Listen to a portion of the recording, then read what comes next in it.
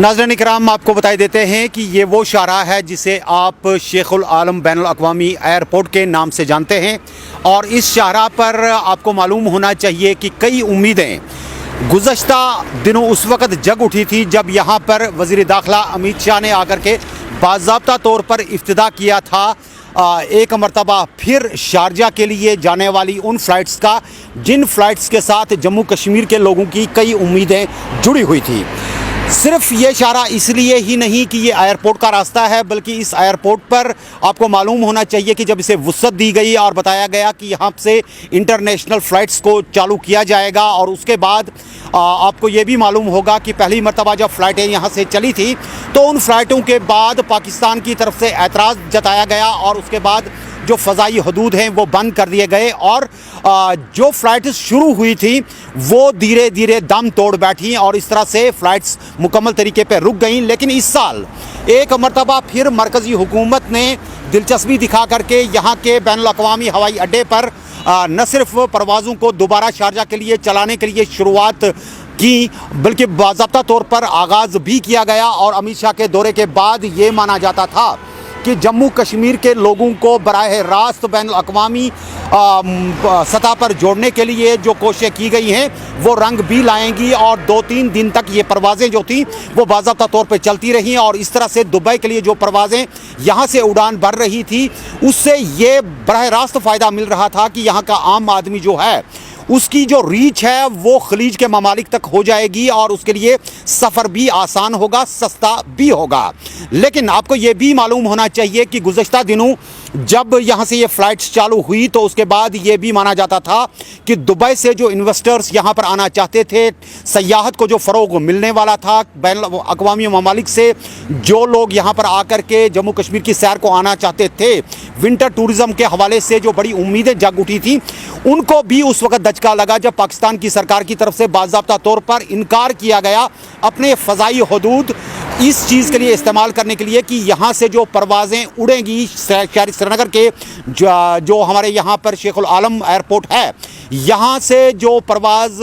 उड़ेगी और पाकिस्तान की फ़ज़ाइया का जो रास्ता है जिसे आप ये कह सकते हैं कि हदूद है, उन हदूद से उड़ करके जब वो वहाँ तक पहुँचेंगी तो सफ़र की मसाफत जो थी वो बहुत ज़्यादा कम हो जाती थी। इसको लेकर के एक बड़ी ख़ास चीज़ ये भी देखने को मिलती थी कि इससे सफ़र जो था एक तो वो सस्ता हो जाता था, जिन लोगों को बैरूनी ममालिक यहाँ पर आना था बराह रास्त वो यहाँ पर आ सकते थे, यहाँ पर इन्वेस्टमेंट हो सकती थी, यहाँ पर सयाहत के शोबे को एक नई रूह मिल सकती थी। लेकिन वो ख्वाब भी दरे के दरे रह गए क्योंकि 2 दिन पहले यहाँ पर पाकिस्तान की सरकार की तरफ से बाज़ाब्ता तौर पर इनकार कर दिया गया और लिखित में एक न्योता आ गया जिसमें यह बताया गया कि जो परवाज़ें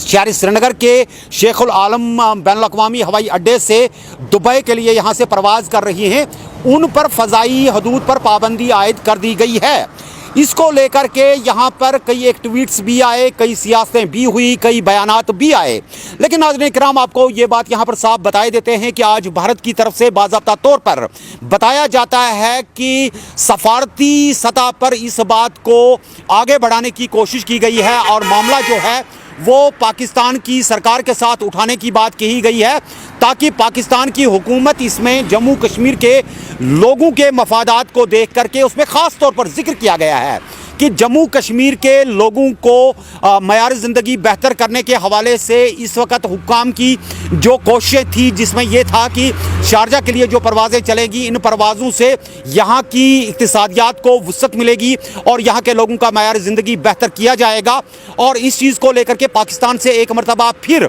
बताया गया है कि राब्ते कायम किए गए हैं ताकि यहाँ पर इन परवाज़ों को दोबारा से शुरू किया जा सके। इस हवाले से पाकिस्तान का क्या कुछ रिएक्शन आता है, लेकिन नाज़रीन आपको एक बात यहाँ पर बिल्कुल साफ किए देते हैं कि अगर हम दिवाली की बात करते हैं, ईद की बात करते हैं, त्योहारों की बात करते हैं, जब त्योहारों की बात होती है, ईद की बात होती है तो यहाँ पर सबसे बड़ी बात ये आ जाती है कि ऐसे में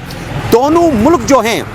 वो आपस में मिठाइयाँ भी बांटते हैं, वो आपस में जाकर के तबादला ख्याल भी करते हैं, एक दूसरे के गले भी मिलते हैं। लेकिन जब फिर तल्लुकात की बात आती है तो तल्लुकात की कड़वाहट जो है वो साफ नज़र आनी शुरू हो जाती है। آپ کو معلوم ہونا چاہیے کہ کل دیوالی کے موقع پر ٹیٹوال کراسنگ پر یا پھر دیگر مقامات پر جو اس وقت ایل او سی کے ساتھ ملتے ہیں وہاں سے پاکستان کی طرف سے باضابطہ طور پر شگن کے طور پہ اور خیر سگالی کے جذبے کے تحت نہ صرف افواج نے آپس میں مٹھائیوں کا تبادلہ کیا بلکہ پاکستان کی حکومت کی طرف سے وزیر اعظم عمران خان نے بھارت کے عوام کو دیوالی کے موقع پر مبارکباد بھی پیش کی اور ملک کی خوشحالی کے لیے دعا بھی کی، اور اسی طرح سے عید کے موقع پر نریندر مودی کی طرف سے بھی جو وزیر اعظم ہند ہیں ان کی طرف سے بھی باضابطہ طور پر خیر سگالی کے طور پہ نہ صرف مبارکبادی کے پیغامات دیے گئے بلکہ اس کے ساتھ ساتھ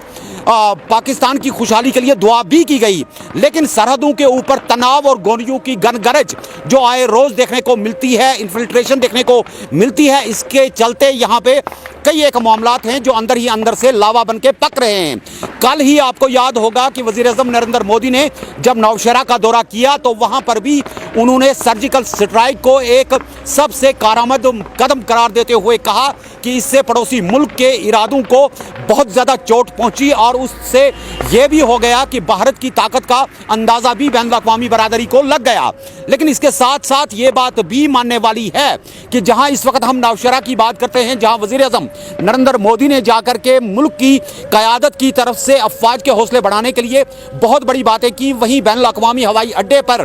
دبئی کے لیے جو پروازیں جا رہی ہیں ان پر لگی رکاوٹ کو لے کر کے کئی معاملات ہیں جو اس وقت ایک مسئلہ بن کر کے پوری قوم کے سامنے کھڑے ہیں۔ امید تو یہی کی جا سکتی ہے کہ بین الاقوامی ہوائی اڈے سے جو پروازیں دبئی کے لیے پرواز بڑھ رہی تھی